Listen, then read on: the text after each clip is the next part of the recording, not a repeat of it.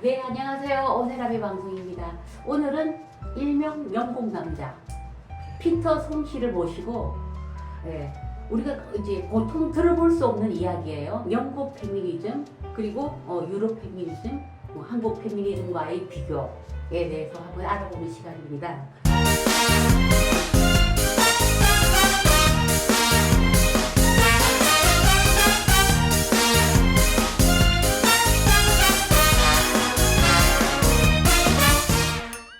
오늘은 송지을 피터를 모셔서 인터뷰를 진행하겠습니다. 먼저 자신의 소개를 부탁드립니다. 네, 영국에서 13년을 살다가 5년 전에 귀국해서 지금은 연구원과 학원 등지에서 일을 하면서 열심히 살고 있는 한국 남자이기도 한 피터입니다. 네. 네. 그럼 한국에 이제 영국 귀국하셨나요? 네, 영국 귀국했습니다. 아, 네.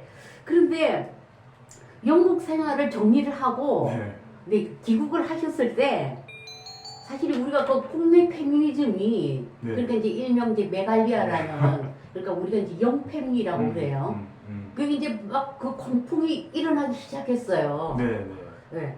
그래서 뭐 그 메갈리안 페미니스트들이 여성 혐오에 대항한다 그러면서 남성 혐오를 그냥 처음부터 시작을 했어요. 그때 귀국하셨을 때 사회적 분위기와 그 기분이 어떠셨나요? 굉장히 당황스러웠습니다. 네. 제가 알던 페미니즘은 그런 형식을 취하지 않았었는데 갑작스럽게 이런 광풍과 맞닥뜨리니까 저로서는 어떻게 반응해야 되는지 그리고 원인이 무엇인지에 관한 큰 혼란이 있었습니다. 그리고 또 제 이제 그 어린 친구들, 동생 또래들의 여자 아이들이 그런 광풍에 휩쓸리면서 뭐 여성 혐오 그리고 이제 남자들을 배격하는 그런 태도들을 지니는 것을 보면서 굉장히 좀 신기하기도 하고 두렵기도 했습니다. 그럼 해화역 시위라든가 그런 거 이제 다 이제 다 접해 보셨죠? 해화역은 제가 자주 가는 곳인데 실제로 접하니까 그 광풍이라고 하셨는데 진짜 광풍이 맞는 것 같다는 생각이 들었습니다. 사실 저도 뭐 토종 한국인이지만 여성 혐오라는 용어를 사실 처음 들어봤어요. 5년 전에. 우리가 누가 여성을 혐오를 하나요? 근데 여성 혐오에 대항한다 그러면서 남성 혐오를 하는 거예요. 그래서 제가 그 피터 같은 경우에는 정말 어리둥절했을 것이다. 그러니까 국내에 살고 있는 우리도 어리둥절한데, 그래서 제가 이제 이 원인이나 시작점에 대해서는 이제 여러 그 인터뷰를 통해서 이제 밝혔는데, 그러면은 그 영국 페미니즘, 영국에서 사셨으니까 영국 페미니스트에 대해서 물어보겠는데, 이 현대 페미니즘은 이제 사회운동이고 정치적 실천운동이고 이데올로기 성격을 가지고 있어요. 그래서 이게 이제 뭐 프랑스 혁명 때부터 시작해서 서구에는 굉장히 좀 한 200년 가까이 역사를 보면 이렇게 진행되고 그리고 프랑스에서 대혁명을 통해서 꽃을 피우고 미국으로 가서 미국식 모델이 바로 서유럽 영국으로 이렇게 가서 영미권으로 가서 페미니즘이 모델이 이렇게 퍼진 건데 철저하게 이제 백인 중산층 여성들이 모델이었단 말이에요.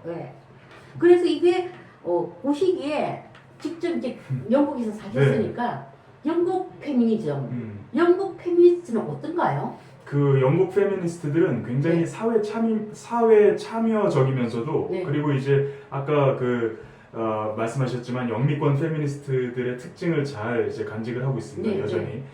우선은 제가 사회 참여적이라고 말하는 거에 있어서는 그 서프라젯 운동이 있겠죠. 그 영국에서는 서프라젯 운동이 있었는데, 참정권 운동, 여성 참정권 운동인데 지금까지도 진정한 그 영국의 페미니스트 분들은 남녀 가릴 것 없이 모두에게 이득이 되는 그러한 사회적인 어떤 발판 그리고 사회적인 진보를 위해서 열심히 일하고 계십니다. 물론 뭐 개중에는 극단적인 케이스들도 있겠지만 전반적으로 살펴봤을 때 남녀 모두에게 이익이 되는 방향으로 운동을 하시는 분들도 있고 물론 소수의 그런 극단적인 분들도 있겠지만 일단 한국에서 부는 그런 광풍과는 그러한 큰 좀 차이가 있다는 점을 말씀드리고 싶습니다. 그리고 또 영국의 페미니스트들이 주창하는 것은 물론 여성 인권도 있습니다만 그 오세라비 작가님께서도 중요하게 생각하시는 그 휴머니스트 무브먼트하고 네, 네. 연대하는 그런 움직임도 최근에 활발하게 네. 일어나고 있습니다. 네. 물론 뭐 한국의 페미니스트들 중에서도 그 지향하는 가치가 네. 비슷한 분들이 있으시겠지만 말씀하신 그 메갈리아 운동, 네. 운동이라고도 네. 하기 좀 그런 움직임들과는 조금 차이가 있죠. 네. 네네. 그럼 영국 이제 사시면서 영국 페미니스트를 접해 보셨나요? 네네, 그렇습니다. 네. 제가 이제 대학교 대학원 네. 을 영국에서 이제 나왔는데 뭐 중학교 때부터 있었습니다만 많은 페미니스트 친구들을 만나 보면 과격한 면도 없지 않아 있었습니다만 그래도 궁극적으로 지향하는 바는 어떤 사회적인 발전과 그리고 이제 남녀 사이의 갈등을 좀 없애는 그러한 그 사회적인 모델을 지향하는 그런 메시지들을 많이 던지고 있었습니다. 시간이 따라서 좀 바뀌긴 했겠지만 제가 기억하는 그 영국에서 so-called feminist, 그러니까 이제 페미니스트라고 불리는 사람들은 그러한 목적을 향해서 이제 활동을 하고 있었죠. 네, 사실은 그것이 이제 우리가 그 자유주의 페미니즘이라고 그 온건한 페미니즘이 있거든요. 온건한 페미니즘은 그 남성과 함께 연대해가면서 여성의 인권을 점진적으로 향상시키는. 근데 지금은 이 국내 같은 경우에는 우리가 페미니즘 역사 자체가 없었거든요. 그리고 영국 같은 경우에는 정말 그 여성 참정권 운동을 목숨을 걸고 했어요. 그 아까도 말씀하셨지만은. 네. 그리고 막 여성들이 그 조지 그 국왕의 경주마에 뛰어들면서 목숨을 잃고 여성에게 참정권을 달라.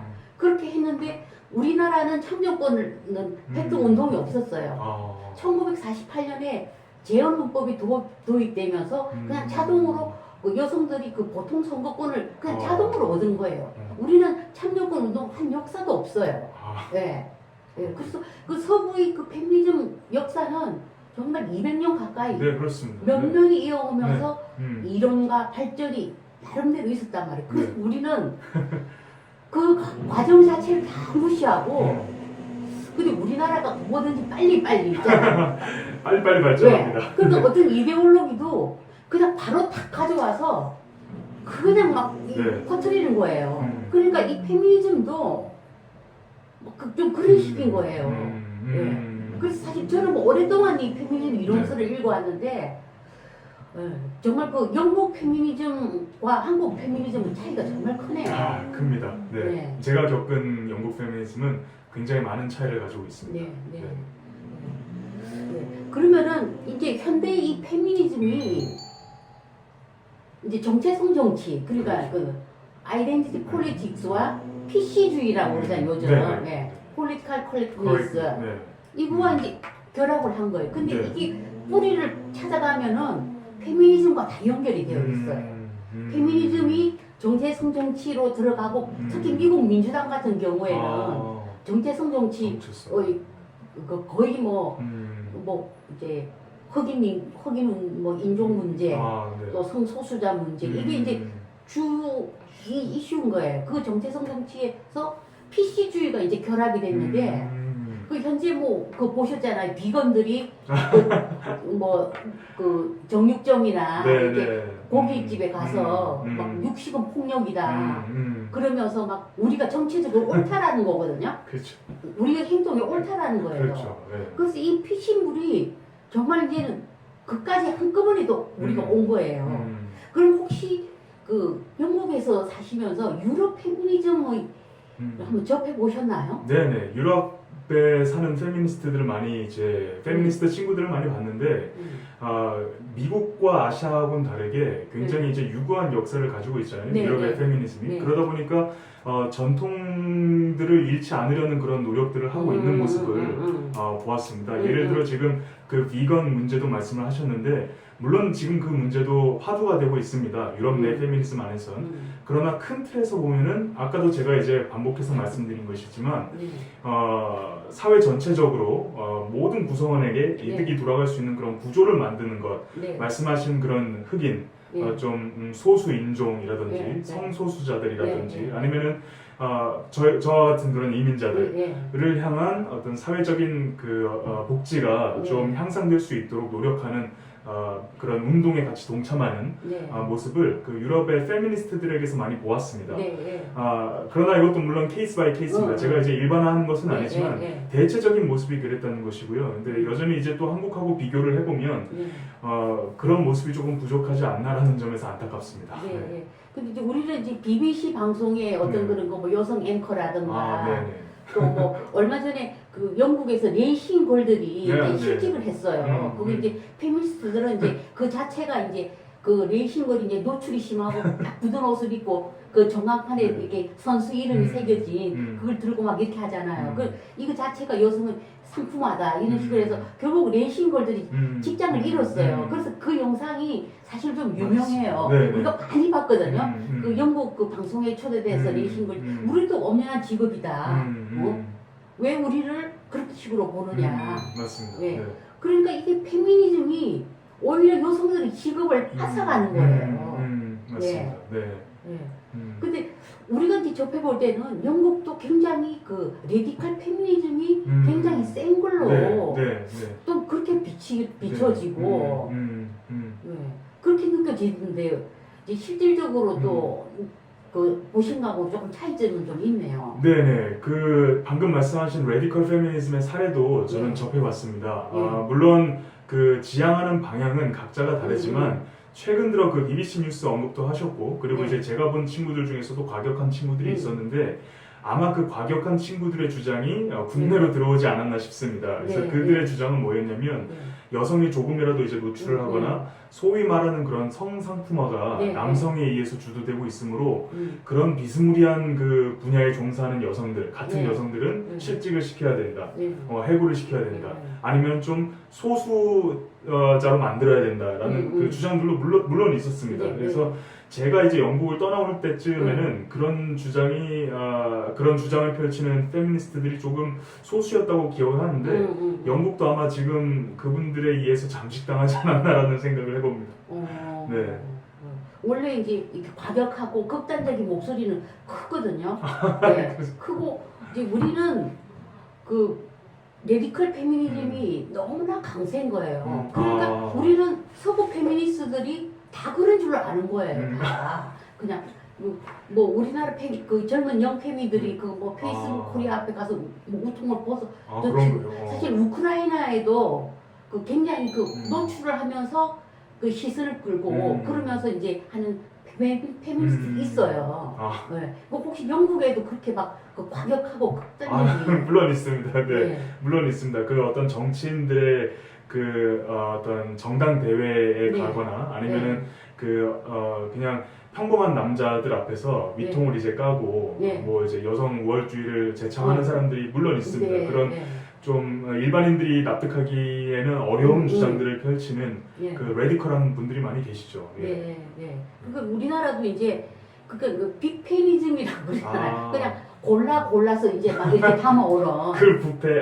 네, 왜 빅페니즘 뭐 이러면서 이제 네. 거기다가 또 뭐 유리한 것만 먹는다 이래가 꿀빠니즘 뭐 이런 식으로 이제 뭐 조금 뭐 속칭이 이제 좀 비아냥거리는 그런 것도 있는데. 그 우리나라는 너무나 그 서구 페미니즘 중에서도 과격한 부분, 극단적인 부분, 그게 전부는 아닌데. 그게 전부도 아니고 사실 저는 여성 참정권 운동 정말 저는 좀 존중하거든요. 왜냐면 그 목숨을 걸고 이뤄낸 그 자랑스러운 역사예요. 그렇죠. 그건 여성 운동사에서 정말 자랑스러운 역사인데 우리나라는 너무나 과격하고 지금 5년 동안 이제 이게 벌어지고 있는 거 아니에요? 네, 짧은 시간 안에. 짧은 시간 안에.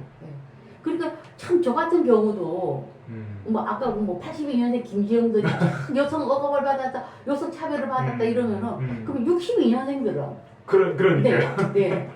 그러니까요. 저희 어머니 그렇죠. 세대인데. 그게 참 안타깝습니다. 그러니까 참 정말 뭐라고 말을 할 수가 없어요. 자기들이 억압받 사실 그 82년생 김지영들이 자랄 때는요 우리나라가 경제 성장이 폭발적으로 될 때예요. 진짜. 막 국민소득도 우리가 자랄 때보다도 수십 배로 뛰었단 말이에요. 집 사고 차 사고 에어컨 사고 다 그랬어요. 그리고 닌텐도라고 있잖아요. 게임기. 그게 80년대 말에 나와서 이 82년생 뭐 이 현재 이제 영 페미니즘을 주도하는 사람들은 닌텐도 게임을 가지고 놀았단 말이에요. 네. 부유한 나름대로 부유한 세대였는데. 아, 그럼요. 그때는 이미 이제 디지털 시대가 이미 도래했을 때란 말이에요. 그런데 자꾸만 여성이 저는 사실 여성 혐오라는 말도 처음 들었어요. 네. 여태에 살면서. 네. 제가 여성학 책을 읽고 페미니즘 책을 읽고 나름 사회운동을 오래 해왔지만은 우리가 여성을 혐오하는 게 아닌데 그렇죠. 왜 여성 혐오라는 말을 처음 들어본 거예요. 네. 여성 혐오라는 말은 저를 굉장히 당혹해 만든 단어입니다. 네. 표현이고 네. 여성 혐오라는 표현을 누가 만든 건지는 잘 모르겠지만 분명한 것은 그 갈등을 부추기는 표현인 것 같고 그리고 그 영어적인 표현으로는 sexual discrimination이라는 표현이 있습니다. 그러니까 말 그대로 이제 성차별이지 누군가를 혐오한다는 그런 단어는 아니거든요. 그런데 이상하게 국내에서는 뭐 여성 혐오, 뭐 남성 혐오 이러한 표현들이 아주 물밀듯이 들어오는 것을 보고 도대체 이것들의 뿌리가 어딘지 궁금했습니다.